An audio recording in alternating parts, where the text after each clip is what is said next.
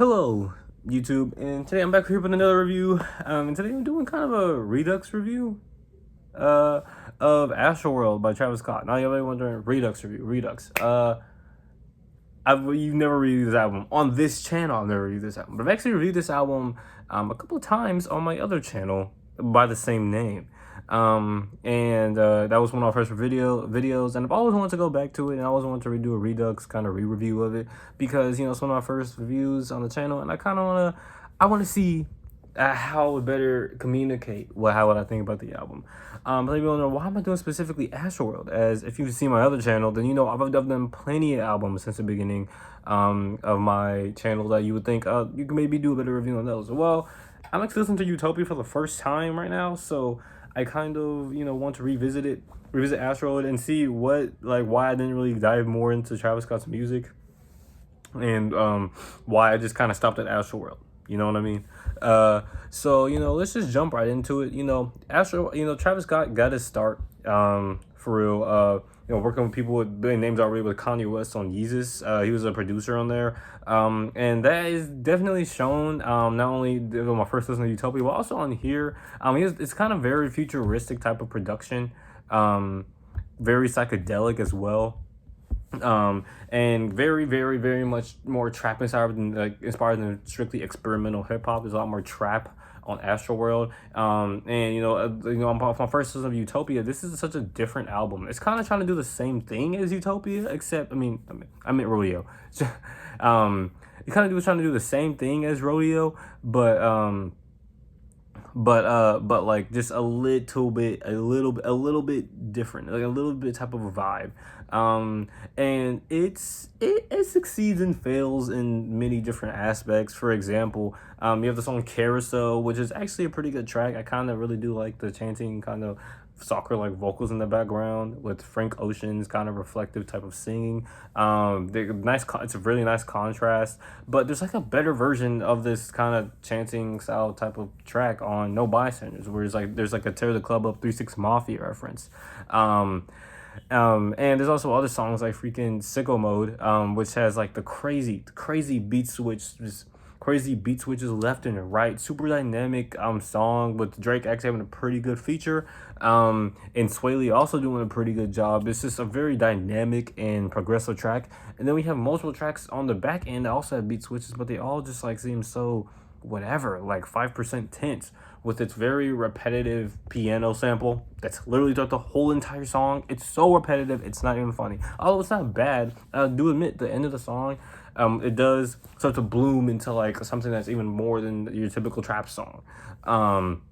But like literally the whole of the 3 minutes is just the piano. It's just whatever. There's also NC-17, which it has a 21 Savage feature on it, which it was alright.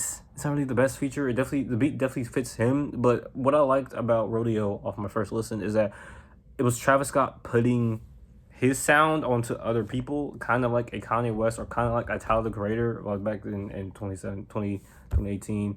But back then in 2015, Tyler the Creator wasn't really doing that. But you know what I mean? He's using his sound he's using these features as a vehicle to push his sound, basically.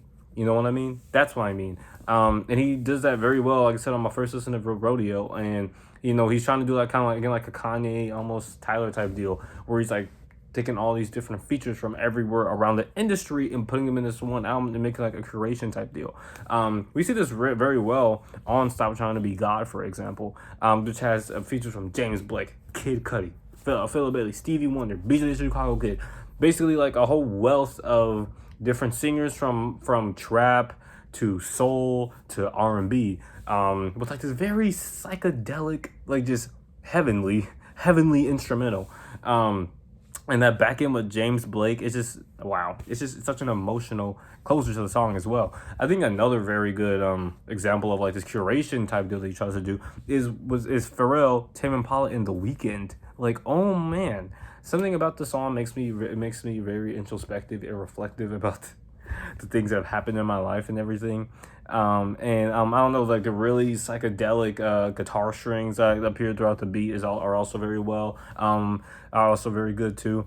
This whole album is just like super psychedelic. Actually, Stargazing, being the opener, which is such a good opener in my opinion. It's 4 minutes and 30 seconds. And it has just an amazing beat switch. And it's just a great opener to the world of Astroworld and everything. There's also Rip Screw, which I think is also pretty good, and obviously it's a dedication to DJ Screw.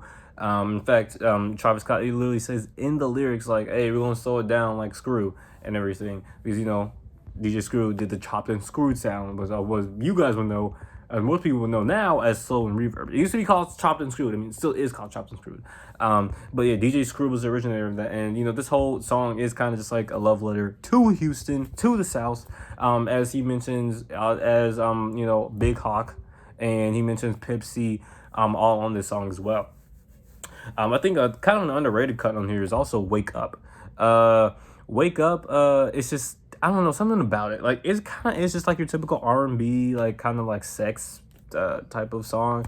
But there's something about it with, like, the really, like, kind of, like, muted but spaced out, sparsely, kind of almost like sparseness to them guitar samples with, like, the background, like, auto-tune croning from Travis Scott, along with The Weeknd's just immaculate singing. It kind of just all works together so well, especially near the end, where it kind of just goes into this dream space of like getting high and like it's an out of body, out of mind experience. Just an all around great track. This first half, it's just banger, banger, banger, banger, especially from Stop Trying to Be God all the way to Wake Up. Then goes to 5% Tint and then NC-17. And like I said, those are kind of underwhelming in my opinion. They're not bad, but they're also not like amazing. I would say they're more decent. And you go to Astrothunder, and Astrothunder is pretty cool. I do like the really cool like psychedelic synths that appear throughout the song and everything. I just think that compared to some of the other tracks before it, the whole run I was just talking about, it's kind of repetitive, and that's what the second side is really full of.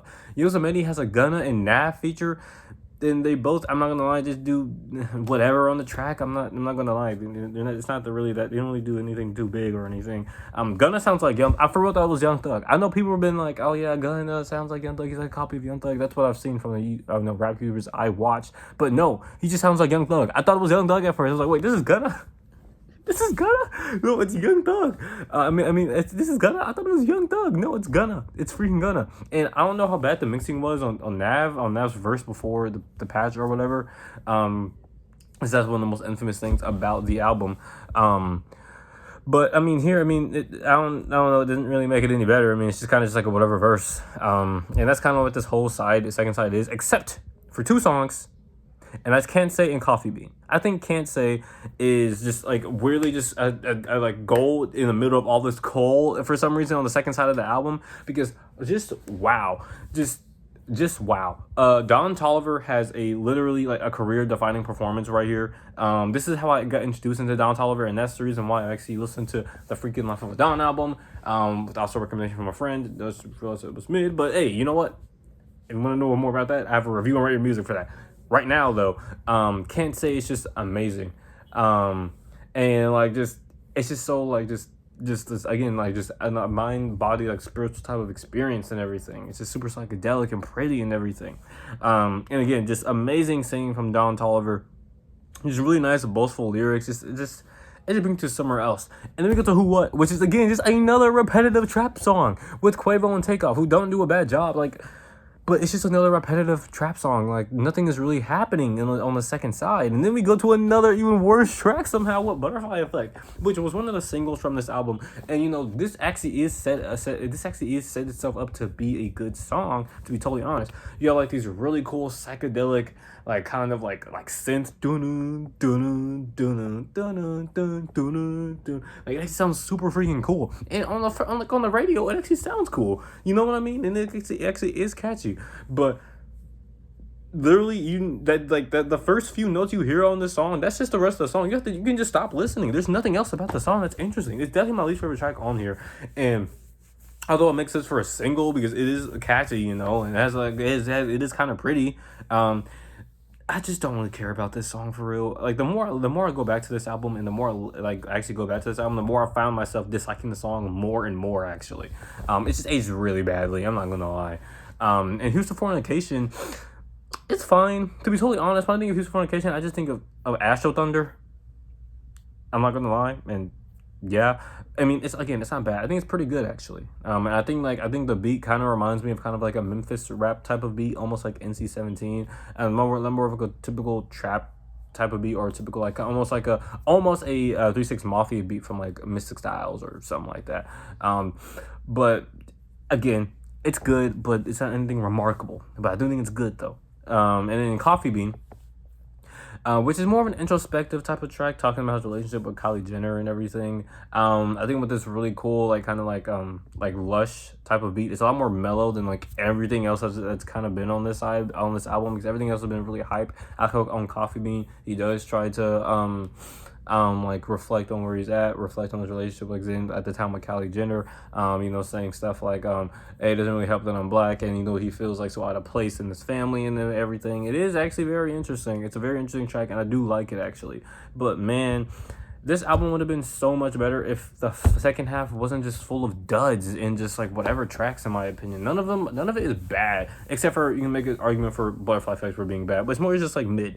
None of it's bad, but like some of it is just nothing. Like, and it's kind of crazy since even after multiple listens of this album, and each time I've reviewed it, I've reviewed this album like 3 times already, and literally every single time I get to the exact same conclusion, and that it's kind of boring.